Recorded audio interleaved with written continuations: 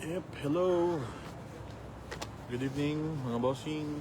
How are you? How are you? Happy New Year, everyone. Kapit lang natin to.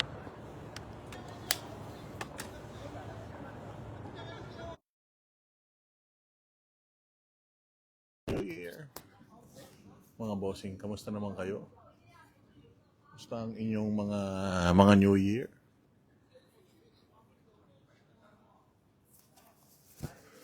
Yan. Yep. Tayo lang.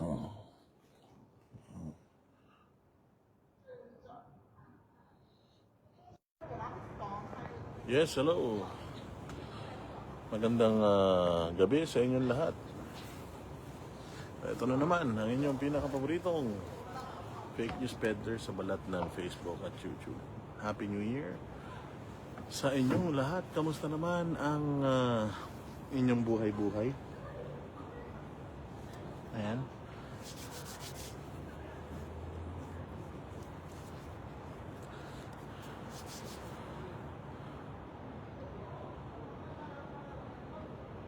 Happy New Year sa lahat ng mga nanonood.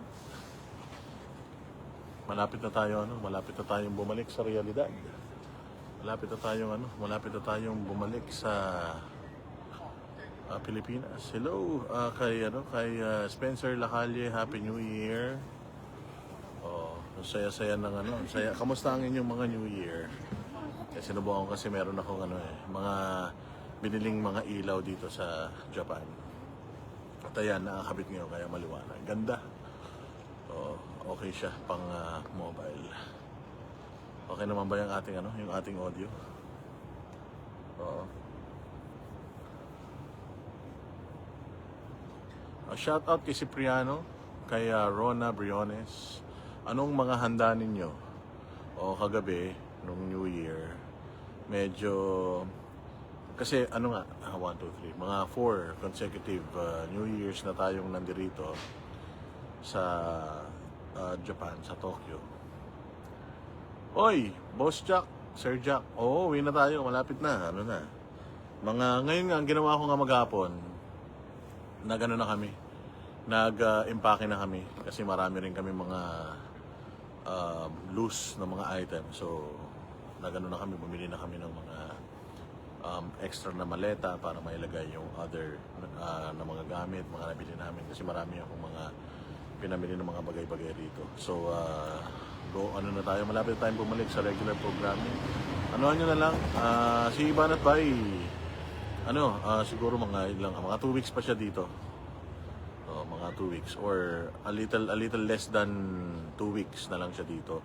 So balik na tayo sa programa, balik na rin tayo sa ating regular na studio at syempre, oy Echel, shout out sa iyo, Happy New Year diyan sa New York. Oy, nasa New York ka pala, wala ka sa LA. Ayan, so balik na nga tayo, malapit na tayong bumalik sa regular programming. And makakabalik na rin tayo sa studio sa Vox Populi. Ayan, again, tuwing Saturday yan, kasama ang mga kapatid natin sa Banateros. Magkakapag-show na tayo ulit. So ngayon, medyo madilim na rito. Kaya sinubukan ko lang din itong aking ilaw. Kasi maganda sinubukan ko yung aking ilaw para makita kung pwede na. Kasi gano'n na lang gagawin natin whenever we are on travel. Gagawin ko na lang, mag-mobile tayo and then we'll just upload it sa YouTube para mapanood din ng mga Banateros na laging nakatutok sa YouTube. Uwi ka na, sabi ni Caldita, malapit na. Kaya ini-enjoy na natin yung lamig. Siguro for the next few days, mga konting packing na lang para kay Ate Rasi Laranas dyan sa Davao, kay OJC, Happy New Year sa inyo. Wala si Tita Nori dyan sa Central headquarters. Nandoon siya sa kagabi sa SMNI. Nakakaingit. Ganda-ganda ng kanilang celebration doon sa rooftop siguro yan ng SMNI building dyan sa may Makati. Ang ganda nga kasi nung nung nag-countdown, bago pa mag-countdown, pumuputok na yung mga yung mga pakwiti. So, kamusta naman? Marami bang mga na putulan ng daliri ngayon? Mga nagpaputok? O siguraduhin nyo yung mga nagpapaputok, tsaka yung mga nagpaputok. Nako po, siguraduhin ninyo na safe ang inyong mga pagpapaputok. Kasi baka putok kayo ng putok. Tapos, January, February, March, April, May, June, July, August. Nako, September, delikado kayo niyan. Oo, baka marami tayong mga September babies, Kaya ingat-ingat yung mga nagpapapatok dyan, delicate. So, shout out sa lahat ng mga kapamilya natin dyan sa KOJC Central Compound. Nakita ko din yung inyong countdown. Ang ganda! Ganda talaga ng Kingdom. Napakaganda talaga ng Kingdom, and we're really excited na tayo ay makauwi ng Davao at masinayaan or makita ang pagbubukas ng pinakamalaking indoor dome sa buong mundo. Hindi lang sa buong Pilipinas, sa buong mundo. Hindi na sa buong Asia, sa buong mundo. And it is possible, mga bossing, kapag zero corruption. Kapag walang corruption talaga, posible.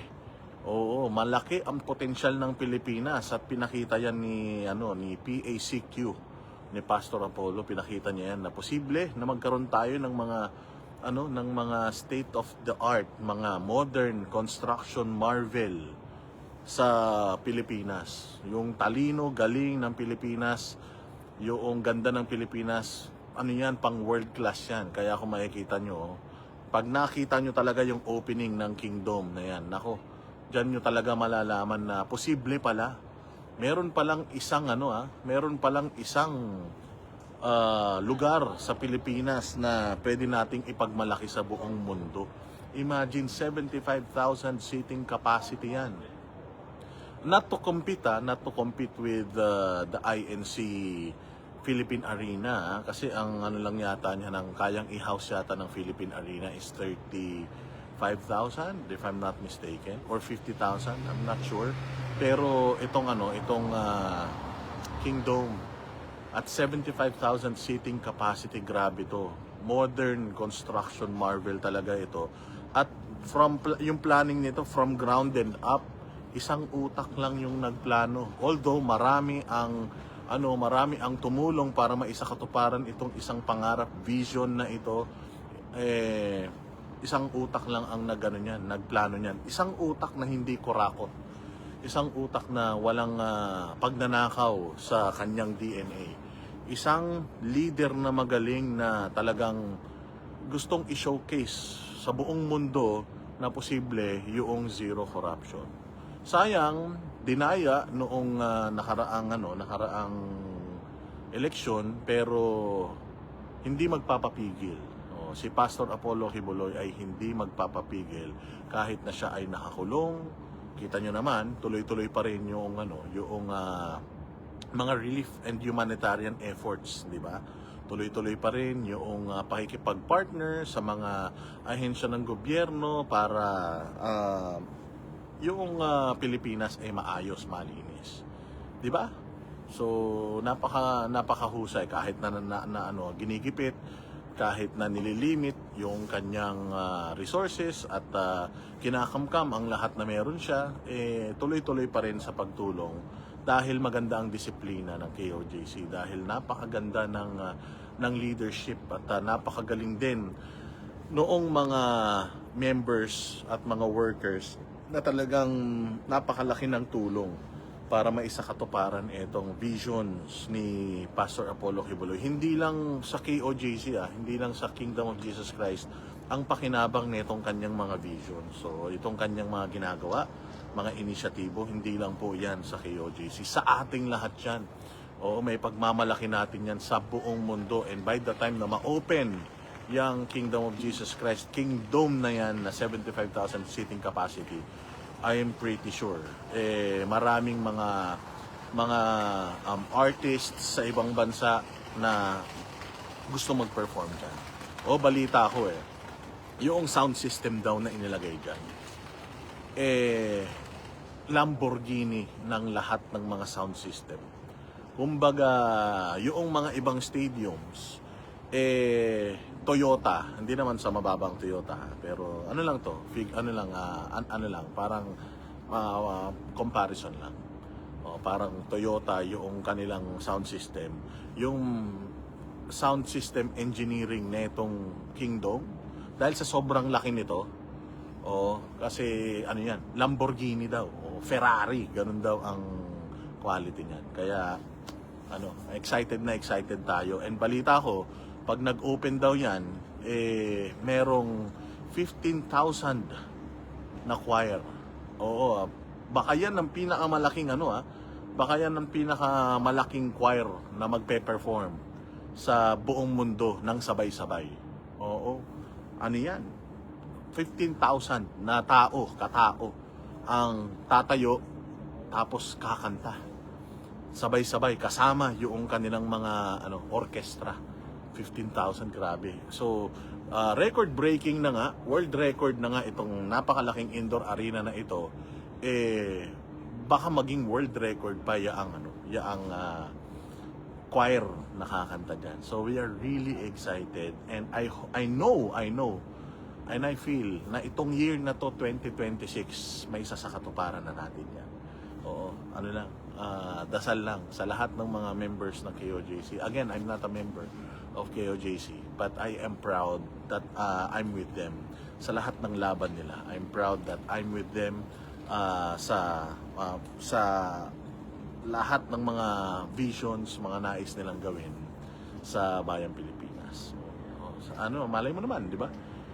Malay naman natin, mabigyan pa ng another chance si Pastor Apollo na ibahagi sa ating mga Pilipino yung kanyang vision, ibahagi sa ating mga Pilipino yung kanyang mga pangarap sa Pilipinas, di ba? Malay naman natin. Thank you very much na nag-send ng stars. And again, 2026 na, start na kahapon. Dito kasi sa Japan, kwentuhan lang. Good vibes lang muna tayo dahil start naman ng year. So kahapon, nakita ko yung celebration ng SMNI, grabe, nakakainggit. Tsaka ang nakakainggit kasi sa Pilipinas kapag ka New Year, alam nyo kung yung pagkain. Oo, yung pagkain yung talaga ang nakakainggit. Kasi ang Pilipino talaga, kahit na anong hirap ng buhay, kahit na ang dami ng pinagdaanan, nila talagang ginagawa nila yung lahat para magkaroon sila ng at least kahit once a year or twice a year na festive na celebration, na kahit nahirap sa buhay, dahil nga sa mapamahiin tayo, marami tayong mga pamahiin. Ang pamahiin natin na kapag ikaw ay naging malungkot sa pagsalubong ng taon, magiging malungkot ka isang buong taon. Ang mga pamahiin natin na yung barya, kailangan kalog-kalog, yung bulsa mo kailangan may laman na pera, dahil kung wala, isang taon kang walang pera, o naghahagis-hagis pa yan ng pera sa bahay, di ba? Mula taas, pababa, papasok ang hagis ng pera. Sabi nila, wag palabas. Kailangan papasok. O ano pa ba yung mga pamahiin? Ilagay nyo dyan, babasahin natin. Bawal daw ang maghanda ng manok sa New Year kasi daw magiging isang kahig, isang tuka, sabi nila. So ang daming mga pamahiin. Kailangan daw polka dots yung susuot mo para ikaw ay yung pera, dahil daw polka dots, kailangan daw pula, dahil pula daw ay swerte kapag ka maghihiwalay ang taon. And ano pa ba? Yung mga yung mga pamahiin nila, kailangan daw lahat ng bigas puno, yung lagayan ng asin, asukal, mga condiments, kailangan daw puno yan. Kailangan daw ano pa ba? Yung mga pamahiin, nilagay nyo nga dyan, baka may nakakalimutan ako, bawal daw mag-away. Bawal daw ang samaan ng loob, dahil 10 taon kayo may samaan ng loob. Kailangan daw lumundag-lundag, yung mga pandak dyan, yung mga unano, nakayubay, lumundag-lundag ng salubong ng bagong taon. Basta kailangan lang good vibes, masaya, para simula ang taon, masaya, and tuloy-tuloy ang pagiging masaya. So yan, at yung iba dyan nag-gain ng weight. Grabe, inggit na inggit ako sa mga pagpo-post ng mga kakilala ko ng pagkain. Yun talaga dito sa abroad, na makakaano siguro sa atin, makaka-relate siguro sa atin lahat ng mga Pilipino na nasa abroad, na talagang nakakalungkot. Meron pa nga ako nakitang post sa social media na ang lungkot-lungkot nung bata. O nasa abroad siya. Tapos nagpadala siya ng pera sa mga kamag-anak niya dito sa Pilipinas para pang-celebrate ng medianoche. Tapos nung naipadala daw niya yung kanyang pera, yung pera doon sa pamilya niya, tinatawagan daw niya, hindi na daw niya ma-contact, hindi na daw sila maabala. Oo, tapos nakita mo sa social media, ang gaganda daw ng mga post nila, ang sasaya nila. Tapos siya ang kinakain niya, sardinas at saka kanin. Oo, tapos umiiyak siya, lungkot na lungkot siya kasi alam mo yon, yung kaligayahan na lang sana ng buhay niya, ng puso niya, nung araw na yan, yung makausap sila habang nagse-celebrate, hindi pa sila maabala. O samantalang siya na nagkakayod, na nagkandakuba, na kumayod sa ibang bansa para lang may maibigay pang celebrate sa mga mahal niya sa buhay, nung tinatawagan niya na, hindi niya na matawagan. Oo, so ewan ko bakit ganyan tayo. Masama yan ha. Oo, masama yan. Yung mga kababayan natin, bigyan nyo naman ng priority at saka ng oras yung mga mahal nating mga OFW, lalong-lalo na yung mga magulang ninyo ha. Kayo talaga ha, alam ninyo yung mga nanay ninyo, huwag kayo nagtatampo sa mga nanay ninyo. Kasi sinasabi nyo na yung nanay ko nag-aalaga ng ibang anak tapos ako hindi maalagaan. Ginagawa nila yun, sobrang hirap ng buhay sa Pilipinas. Ginagawa yan ng mga kababayan natin para mairaos kayo, ha? Para matulungan kayo, mapag-aral kayo, mapakain kayo, mabigyan kayo magandang kinabukasan. Kaya wala kayong karapatan para sabihin sa mga magulang ninyong nagtatrabaho sa ibang bansa na pinababayaan kayo. Napakahirap nun na inaalagaan mo ibang tao samantalang yung pamilya mo na nangangailangan din ng aruga. Hindi mo maalagaan dahil kailangan mong kumita ng pera. Napakaliit ng opportunity dito sa Pilipinas, mga bossing. Kaya pagpasensyahan nyo na kung kailangan mga ibang bansa ng mga mahal natin sa buhay para lang mairaos tayo sa araw-araw. Importante yun. So ipagdasal natin lahat ng mga kababayan natin sa ibayong dagat. Dahil napakahirap ng kanilang sakripisyo, napakahirap ng kanilang ginagawa para lang mapalago ang ekonomiya natin and at the same time matulungan tayo dito sa Pilipinas, kayong mga kamag-anak, para mayroon kayong panggastos. Kaya pag kayong mga magulang ninyo, mga kamag-anak nyo, kapatid nyo sa abroad, kamustahin nyo naman ha. Napakaswerte ninyo kasi nung panahon namin, nung may mga kamag-anak kami nag-a-abroad sa ibang bansa, nag-a-abroad kailangan pa naming sumulat sa yellow pad paper. Kailangan pa naming mag-record ng cassette tape ng mga messages namin, tapos ilang buwan na aantayin yan, ipapadala mo sa snail mail. Wala pang mga LBC noon. Ipapadala mo doon, tapos gaano katagal bago nila matanggap yung mga mensahe ninyo. Tapos para makasulat sila pabalik sa inyo, napakatagal din. Minsan mag-aantay pa sila ng mga kasamahan nila from abroad na uuwi para lang maipadala yung mga mensahe nila sa inyo. So ganun kahirap nung panahon para lang makapag-communicate. Ngayon, nandiyan na lahat. Internet, napakabait ng Panginoon kasi binigyan tayo internet, binigyan tayo mga cellphone, social media. So hindi na malayo yung hindi na mahirap mag-communicate. Nasa na lang yan, nasa inyo na lang yan. How are you gonna use all those tools para magamit ninyo to make your family happy, silang mga nasa abroad? So tawagan nyo sila. Pag tumawag kayo sa kanila, wag naman puro hingi. Pag tumawag kayo sa kanila, medyo kamustahin nyo naman sila. Kumain ba sila? Anong pagkain nila? Masarap ba kinakain nila? Healthy ba sila? Napakahirap ng nasa ibang bansa, mga boss, kasi lalo na pag na-hospital ka, may sakit ka, gagamutin mo sarili mo. Yung tawag dito, relate ako, idol. Ako ayoko nang magpadala ng ipon para sa sarili pagtanda. Hindi naman. Siyempre, tayo naman mga Pilipino, naman tayo, mahilig naman tayong tumulong sa mga kamag-anak. We're one big happy family, gano'n naman ng mga Pilipino. Naiintindihan natin na may mga tampo kayo, pero syempre inaasahan din kayo ng mga pamilya nyo rito. Pero that's, if you want to do that para sa sarili mo, okay lang man din. Yung may mga magulang kayo rito sa Pilipinas, tulungan pa rin naman natin. Importante rin naman yung tulong na manggagaling sa inyo. Kasi sabi nga nila, pagka ikaw ay tumutulong ka sa mahal mo sa buhay, parang tithes mo na yan sa simbahan. So ganun kahirap. Ngayon, gamitin natin yung tool na Messenger, Viber, Signal at kung ano-ano pa para kumustahin natin yung mga mga kamag-anak natin. how are you? Happy New Year sa'yo. I hope you're okay. I hope you're safe. O, sana ikaw. Ayan, sabi ni Lisa, 14 days bago dumating yung sulat. Hello, Hannah Jane Sancho. Happy New Year sa'yo. Mabuhay ka. Kamusta naman ang mga hugis bigas kong mga kaibigan, mga bossing diyan sa sa SMNI. Grabe shout out sa iyo Hannah Jane, Happy New Year sa iyo at sa lahat ng mga minamahal kong mga kapatid diyan sa SMNI. Malapit na kaming umuwi, kaya lahat ng mga bilin mo ay inuunti-unti na namin. At na miss ko na kayo. At huwag kayong mag-alala pag uwi namin diyan, mga ngaroling kami. Mga ngaroling kami sa inyo kasi hindi kami nakakaroling. Yan, di ba? So, ganoon kahirap. Kaya gamitin natin lahat ng resources na meron tayo to find time para yung ating mga kamag-anak na nagpapakahirap sa abroad, ating makamusta. Napakahirap ng buhay dito. Maniwala kayo, kala mo naman OFW. Hindi, inaano ko lang kasi ito mga ganitong panahon, ito yung mga pag ikaw ang juicy ang handaan kagabi sa party. Oo nga, nakita ko nga Hannah Jane Sancho, yun nga yung dinidiscuss ko ngayon na yung mga Pilipino sa abroad, lalong-lalo na yung mga ilang taon nang hindi nakakauwi.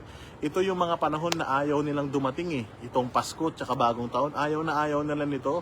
Kasi pagka ganito daw ang panahon, lungkot na lungkot sila kasi syempre dito kasi Hannah Jane Sancho, Ma'am Hannah, dito munti kami mamatay kagabi kasi pumunta kami doon sa countdown. Kasi doon sa Shibuya, tinigil daw nila yung countdown doon. Kaya lahat ng tao nagpunta rito. Imagine mo, napakarami, libo-libo ng mga tao. Nasa gitna kami. Tapos siksikan talaga, as in, nung itinaas ko yung kamay ko para mag-video nung countdown, hindi ko na maibaba sa sobrang sikip. As in, nakataas na yung kamay ko na ganyan hanggang sa medyo lumuwag na, naibaba ko na. Pero siguro mga good 10 minutes na nakataas yung kamay ko na ganyan, hindi pinatong ko na lang sa ulo ko para hindi mangawit. Pero sobra dito, grabe, ang daming tao. Pagkatapos ng countdown, 10, 9, 8, 7, 6, 5, 4, 3, 2, 1, sumabog gano'n, tapos may nagpe-perform. Tapos unti-unti nang nawawala yung tao. As in, takbuhan na sila.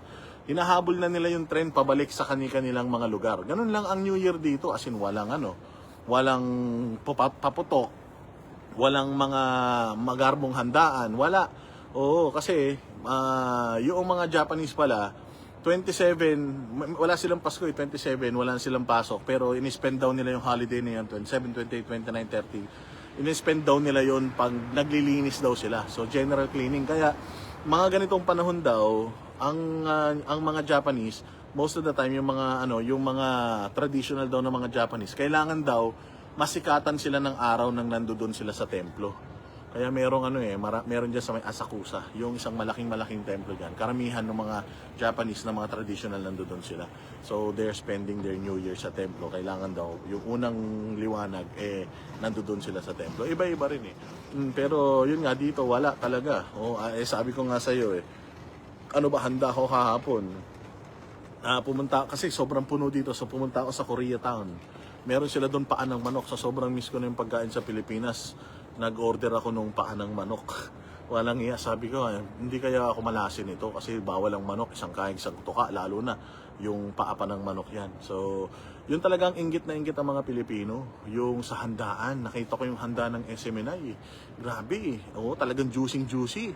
Parang nakita ko nga yung video ni Master Judea na nahagingan si Sheena Torno. Grabe si Sheena Torno, punong-puno yung bibig.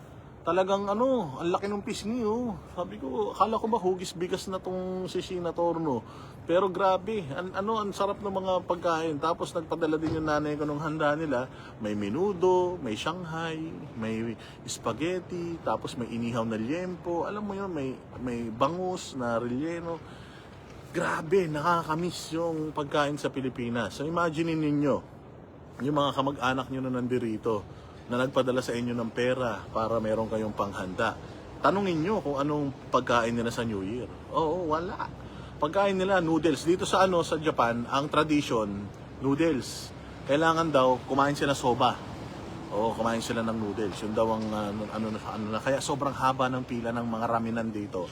Pati ng mga sobahan, mga pansitan dito, grabe haba ng pila. At saka isa pa, yung chicken. Hindi ko alam kung bakit ang New Year at saka ang Pasko, ang mga Japanese talagang grabe, pila-pila talaga sa KFC talaga. Dami pagka ano nila manok ang hanap nila sa, 'di ba sa atin bawal ang manok.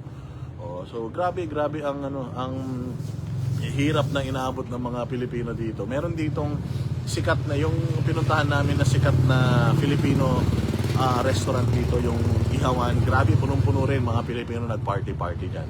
Pero majority ng mga Pilipino, lalo na yung mga nagtitipid, yung mga hindi naman malalaki sweldo, ang ang prioritize nila makapagpadala sa Pilipinas.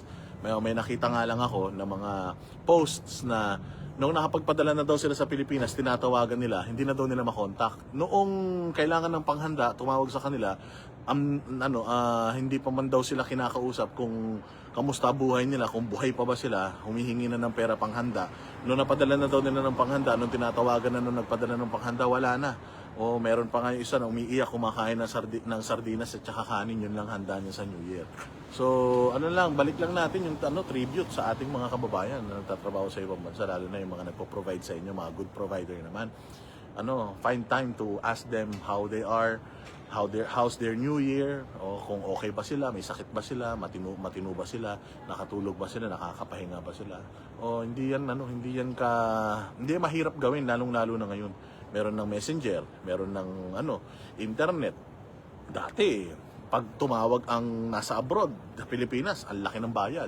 O overseas call. Pagka tumawag din ng long distance, patawag namin doon eh.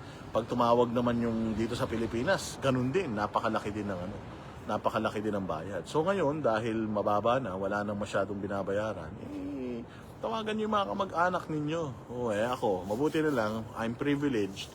Siyempre, with the grace of Pastor Apollo Kibuloy and SMNI, we are privileged na nakakapunta rito and bumabalik. So para kami mga bakasyonista lang kami. Hindi kami yung nagpupunta rito para magtrabaho. So at least uwi kami sa Pilipinas, 1 buwan lang kami nawala. Pagbalik namin ng Pilipinas, we get to experience yung pagkain ulit ng Pilipinas. So dito sa ibang bansa, makakauwi ang mga yan next year pa, makakauwi ang mga yan baka next 2 years pa.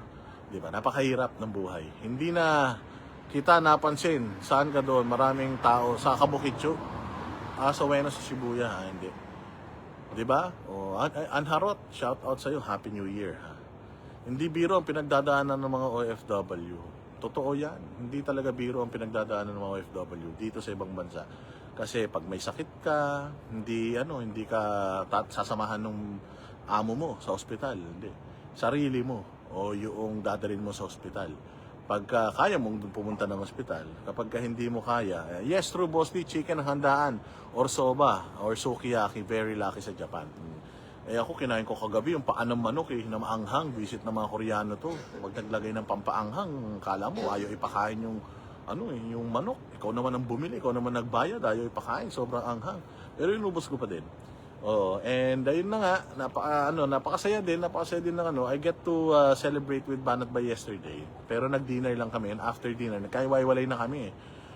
We're supposed to go out, kaya lang, inantok na ako, nakatulog ako kasi umuwi ako ng bahay, siguro mag-aalas 2 na din. So, nakatulog na ako, kaya galit sa akin yun, hindi ako kinakausap ngayon kasi ini-Indian ko daw siya. Hopefully, magkita kami mamaya and makapag-celebrate ulit kami. So, 4 straight years na, actually 3 straight years na nag-celebrate ako with the family ni Banat Bay dito. And ayun, yun na yung routine namin every New Year. Siyempre, tinawagan ko yung parents ko, checking on them. Siyempre, buti na yung nanay ko sumagot kasi ako nagpadala ng panghanda nila. Pag di nila sinagot, wala na silang panghanda ulit. So we are excited. It's January 1st. Few days from now, uwi na rin tayo ng Pilipinas and dire-diretso na tayo sa ating gawain, sa ating mga Oy, Eman! Happy New Year, grabe napakaganda kasi nandoon ng Barateros, Eman at saka Bisdaqueros diyan sa 8th floor. May natira pa ba kayong pagkain? Baka may natira pa kayo pag uwi ko, baka naman meron Kung meron lang. Kasi parang nakita ko yung pisngi ni yung pisngi ni Sheena Tornop. Ang langis. Juicy talaga. Talaga naman, yung pisngi ni Sheena Torno, akala ko walang laman, punong-puno. Walang Diyo talaga, paborito ko yan si Ma'am Sheena Torno. Oh, and Happy New Year ha sa lahat ng mga banateros at saka lahat ng mga taga SMNI. Oh, sayang. Hopefully next year makasama na kami sa celebration. I-manage namin ng maigi yung yung vacation. Siguro try ko na kasi ito talaga reward ko kasi ito talaga sa sarili ko yung pagpunta dito sa Japan kasi sobrang ganda talaga dito, malamig, malapit lang, hindi ka pagod. Tapos hindi naman masyadong mahal, sakto lang, parang doble yung kung yung 2-piece chicken diyan sa atin mga 400 pesos, dito mga 800 pesos. Parang alam mo yun, konti lang yung idadagdag mo. And napakasarap kasi ng mga pagkain din dito. So, ito talaga yung gusto kong puntahan. Nag-iipon ako buong taon kasi hindi talaga mura yung pagpunta rito. Kasi ang airfare mo at least mga 30,000 yung balikan mo. So, and yung hotel mo, hindi kasi ako ayaw ko ng Airbnb. Kasi kapag ka nag-Airbnb ka, sagot mo lahat. I mean, yes, makakapagluto ka, mas malaki yung bahay, o pwedeng 2 kwarto yung kunin mo para kung ilan kayo. Matipid yun. Kaya lang, kung titingnan mo, magastos din. Kasi syempre, malayo siya. Usually yung mga Airbnb, malayo siya sa stasyon ng tren. Medyo malayo siya sa sentro. Lalakarin mo at least mga 15 minutes. So, kung isang buwan ka, araw-araw lalakarin mo yung ganung kalayo, medyo nakakapagod. Lalo na, medyo malayo-layo rin siya sa mga train station. So, tapos isa pa, yung pag magpapalinis ka ng kwarto, kapag naka-hotel ka kasi, tatawag ka lang na housekeeping, lilinisin nila pag alis mo. Pagbalik mo, malinis na ulit. Tapos yun nga, libre na rin ng tubig kasi nagbibigay sila sa ng tubig everyday. So, 1 month ako dito, kaya medyo mahal din.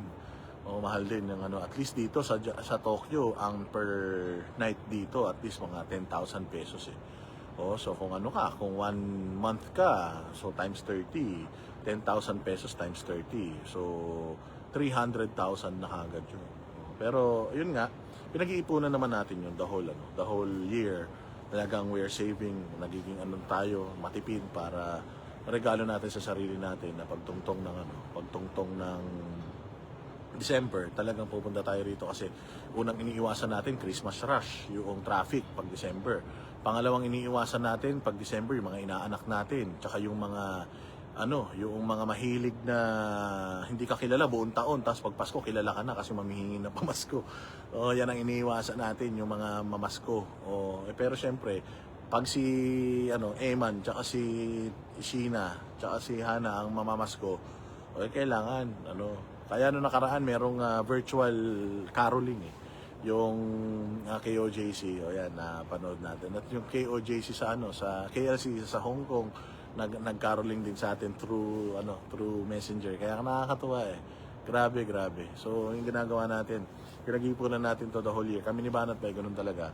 Hindi kami umaalis.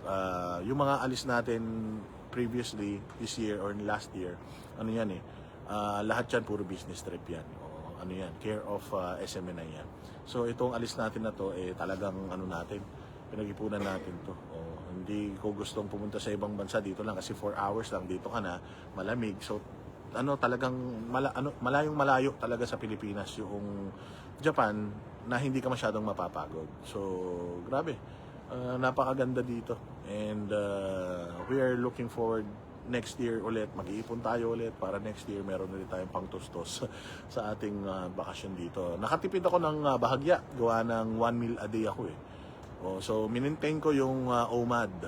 So kanina nag-workout ako, tapos nag-weigh ako, parang nag-gain lang ako ng 2 kilo. Nag-gain lang ako ng 2 kilo. So imagine mo, 1 month na akong kain dito. Although 1 meal a day, pero marami akong snacking in between. After nung aking major meal, nag-gain lang ako ng 2 kilos na water weight pa yun. Kung siguro wala akong damit, tsaka siguro magde-dehydrate ako, baka mga less than 2 or 3 kilos pa yan. So, na-achieve ko naman yung aking goal na hindi mag-gain ng sobrang weight dito sa Japan. Matipid kasi ang kain mo nga isang beses sa araw lang, so kahit papaano, malaking ano na, malaking bagay na yun. Siguro, kung yung normal na kain ko na 3 beses sa araw, kasi kakain ako sa convenience store in the morning, bibili ko ng egg sandwich, solid yun eh. Yung egg sandwich na sa convenience, tsaka yung cup noodles, tapos lunch ko and dinner. So siguro nakatipid din ako ng siguro mga 2,000 pesos per day din yung natipid ko. Malaki din yun ha. Kung 2,000 pesos per day yung natipid ko sa pagkain in 30 days, di 60,000 pesos din yan. Malaking bagay yan. So okay na din. So diet pa rin tayo kasi health is wealth. So ngayon 2026, maging healthy tayo. Kailangan magpapayat. O bukod sa baka mamaya mauna pa tayong mamatay sa mga magnanakaw sa Pilipinas, mahirap na. O at least healthy eating tayo, mag-exercise tayo, para buhay pa tayo kapag namatay yung mga congressman na magnanakaw, maaasar natin sila, di ba? O Miyoko Leon, oo, new old you, this is the new me, Boss Dada 2.0 yan, di ba? O basta ganoon lang yan, no? Consistency is the key. Siyempre, hindi natin ma-achieve yan kung hindi dahil sa tulong ni Doc Miguel Baker ng Baker Medical Aesthetics. Yan. Dahil kay Doc Miguel ng Baker Medical Aesthetics, nagkaroon tayo ng help sa ating meals. Hindi tayo masyadong nagugutom. So, coffee lang tayo. Maganda dito sa hotel namin, libre yung kape. So, everyday, kumukuha na ako ng kape. Tapos, yun lang, coffee lang ako, okay na ako. It keeps me going. Buong na yun. That will keep me going for the rest of the day. Tapos kain, mga gantong oras. Mga around 6 or 7, dinner na. Di ba? And then we're gonna stay out the whole evening. Hindi naman the whole evening. Until siguro mga 12 o'clock. Ayan na, sulit na ang araw. Kasi hindi na ako umalis Nandito na lang tayo Usually ganyan din, 1 meal a day ang mga tao sa Japan. Ang nasabi nila dito daw sa Japan, hindi daw sila nagpapakabusog. Ano lang sila, 80% lang daw sila kung kumain. Hindi daw sila nagwa 100%. 80% lang daw. And nakikita kong kumain yung mga Hapon, lang din convenience store, busog na rin sila Mga noodles, busog na rin sila Hindi sila katulad natin na makanin, maulam. Okay naman, okay. Nakita natin maganda. Wala akong masyado nakitang malalaking mga Hapon dito aside from yung mga sumo wrestler siguro. Pero yung mga normal na Japanese working class na mga Japanese dito, magaganda katawan nila, mga payat sila Pero madami na tayong nakaing isda dito. Kagabi na ang dinner namin ni Banat Bay yung sushi, yung revolving sushi. Kumain kami ng mga sashimi. So amoy isda kami. Wag uwi dyan sa Pilipinas, talagang miss natin yung adobo, sisig, crispy pata. Naakala mo naman na makakain natin. Pero pag uwi natin, yan ang unang-una natin gagawin. Pag uwi ko dyan, yun ang unang-una kong gagawin. Kakain tayo ng adobo. Yun ang nakakamiss dito Kasi kahapon, yun nga, kumain ako ng paa ng manok sa isang Korean restaurant. Hindi niya na-satisfy yung palate ko sa paa ng manok Para lang siyang pinakuluan na paa ng manok, tas nilagyan lang ng spice. Yung Korean red sauce. Masarap yun yung paa ng manok na yun kapag inadobo mo Kaya sabi ko sa nanay ko, pag uwi ko, magluto ka ng adobong atay balong-balunan ng manok, samahan mo ng liig at saka ng paa. Para solid na solid. Yun nga lang, dito medyo kumain ako ng kanin, bahagya. Sa Pilipinas, no rice na naman tayo. Kailangan no rice tayo. Di ba? Healthy tayo. Natin. Kailangan i-maintain natin yun. Kasi, natin yan nakain ng sushi at sashimi. Ay, hindi ka ba kumakain ng sushi at sashimi? Sarap nun Ganun pala ang mga tao dyan. Sabi ni Mylene, Eden, ba yung tawag dyan? 1 meal, ma-practice nga yan minsan. 1 meal a day. Kaya yan. Kasi tingnan nyo bumalik kayo nung nakaraang panahon. Nakaraang panahon, mayroon bang almusal? Wala. Nung nakaraang panahon, mayroon bang tanghalian? Mayroon bang hapunan? Wala. Oo, maswerte na yung mga tao nung unang panahon, noong mga panahon pa ng wala pang teknolohiya, maswerte na sila makakain sila isang araw. Kasi nung unang panahon, wala talagang breakfast kasi matutulog sila paggising nila, kailangan nilang maghanap ng kakainin. So maghahunt sila in order for them to eat. So walang time ang meal nila. Magkakaroon lang sila ng kakainin kapag meron na silang nahuli na kakatayin nila or kakainin nila. May nakuha sila na kakainin nila. Yun lang ang means natin nun. So walang breakfast kasi paggising nila sa umaga, maghahunt na sila. Kung ilang buong maghapon, kung isang buong araw wala silang mahuli, mahunt, wala silang kakainin. So walang time ang pagkain ng araw. Pero syempre, kailangan mayroon kang alternatibo. Nung araw siguro maximum 3 days di ka makakain, pwede na. Pero pag lumagpas doon, delicates na yan. So yung mga ano natin, mga ninuno natin, walang ano yan, walang oras sa pagkain. So ganoon din tayo, isipin natin ganoon din. Na pagising natin ng umaga, let's just keep our tummy warm. Siguro warm water lang. And then, tiisin mo na yun hanggang hapon. Pagdating ng hapon, mga bandang alas 5, alas 6, ayun na, kumain ka na. Pagkain mo, matutulog ka naman na. So, ganun ang gawin mo, 1 meal a day. Kain ka tuwing alas 5, alas 6, okay yan. Isipin mo, kinaya nga ng mga ninuno natin yan nung araw di ba? When can I see you po? Hanggang this week na lang po kami rito. Kung mahapunta po kayo dyan sa may Kabukitsu area, kita tayo. Coffee tayo, kwentuhan.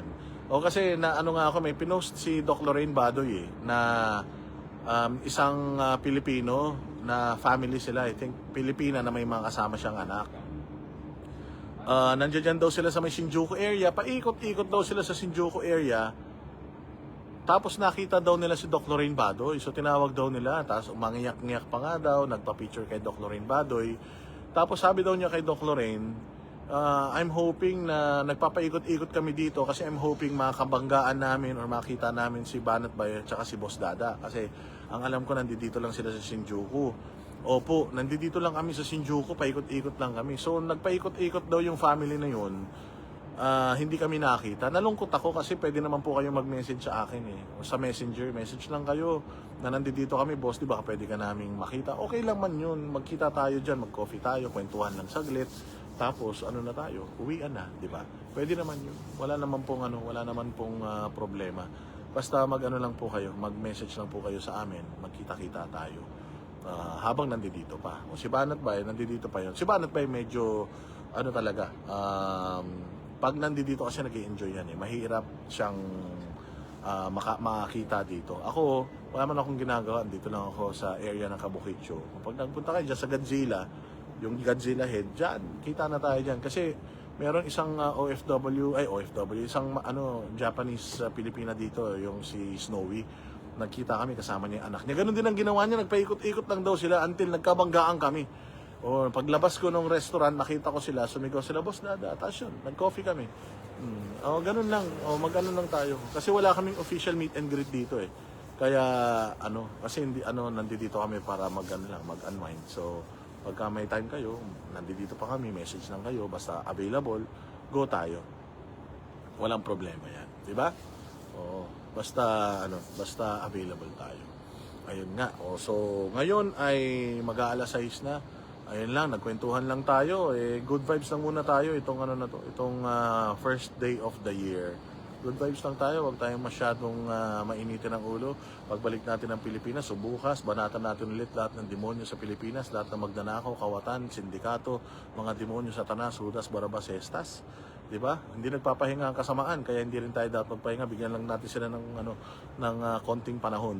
Ngayon, New Year na to, muna tayo, kalmado muna tayo before the year ends. And ngayong start ng taon, kalmado lang tayo. And then, bukas, balik na ulit tayo sa pagbanat sa mga hinayupak na yan. So, bukas, mag-prepare ako ng mga topics na pwede nating i-discuss.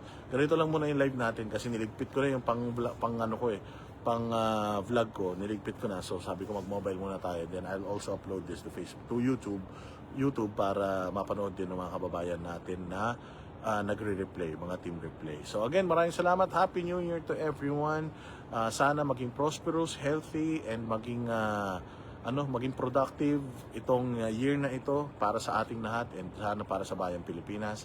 Again, thank you sa mga nakilala ko noong 2025. Maraming salamat sa mga subscribers natin na nanatiling nagtitiwala sa atin at mananatiling magtitiwala at nagtitiwala sa Banateros. Maraming salamat syempre kay Pastor Apollo Kibuloy for helping us, kay Pastor Apollo Kibuloy for mentoring us, for SMNI, thank you for supporting us and trusting us. Maraming salamat. We are one big happy family, walang iwanan.